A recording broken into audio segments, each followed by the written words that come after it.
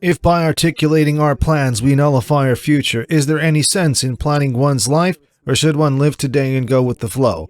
In that case, how should one not become an aimless person without any ambitions?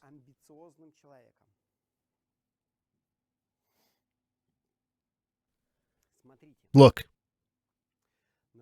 at the moment, this is an example of a question that distorts my presentation of information.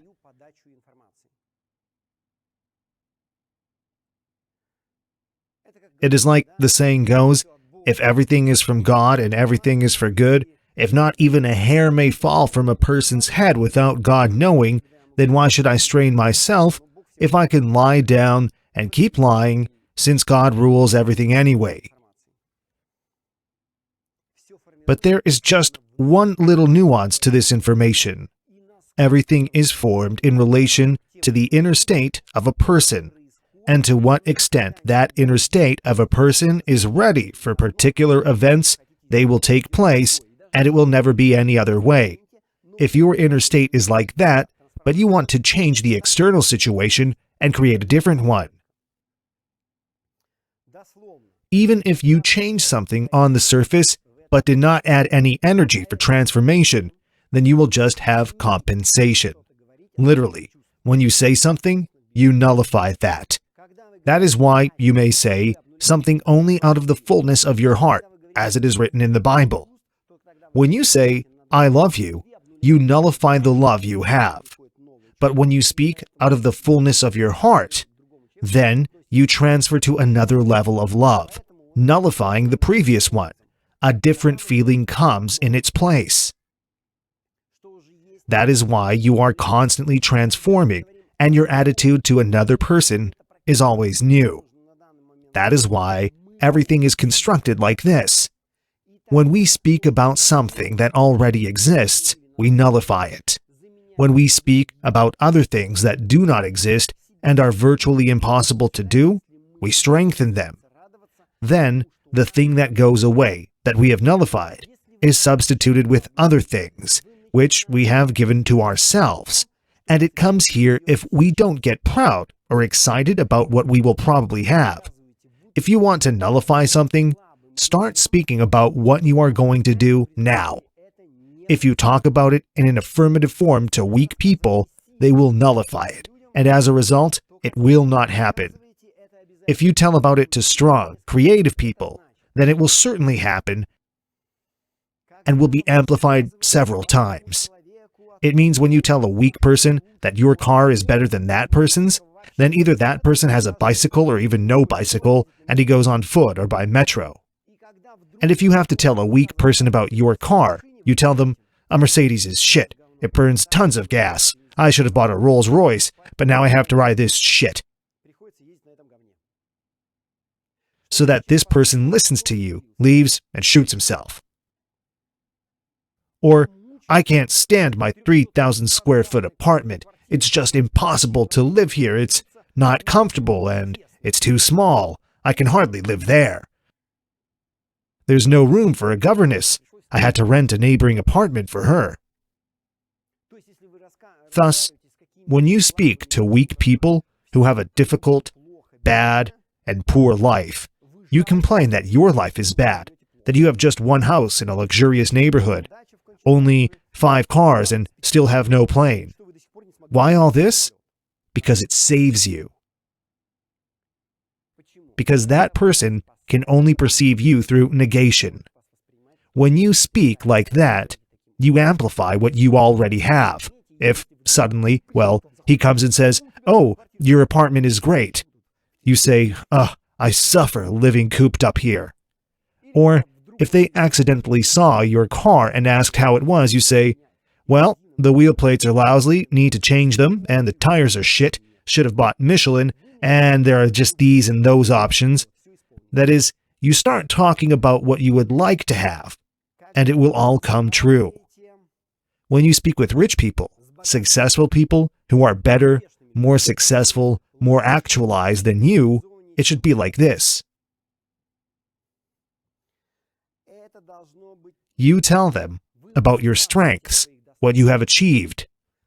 what you managed to accomplish. And it seems to them that you're complaining. That is, you come to a billionaire and say, "Listen, I've just earned my first $1 million. Well, everything will be fine. You have the whole world ahead of you. Just don't get upset. Everything will be fine. Look, I'm fine. I also earned my first million once, and now I live much simpler and better." So, the main thing is that when you speak about your achievements, you should speak with inspiration to those who will look and regret that everything is still so bad with you. But when you speak with people for whom everything is bad, you say that everything is bad with you because you still have only $1 million and you cannot earn more. Every year, just $1 million of net profit, and that's all. That's a dead end. Vasya has $1 billion, and I stuck with that $1 million. I should expand, go take some courses, hire a coach. I repeat once again, words have a great power, and they should be used in a necessary way with the necessary people. If we want to nullify something, we talk about it to those who will 100% nullify it. I saw it clearly when we were going to buy an apartment in the center of Moscow. There was a contract already, a deal on the day after tomorrow. Everything was fine, and we told my mother-in-law that we were buying the apartment. The deal was just ruined. I say, if you want to ruin something, tell my mother-in-law. It's just a freaking disaster. She either gets thrilled and kills it all, or starts worrying and destroys it all the same.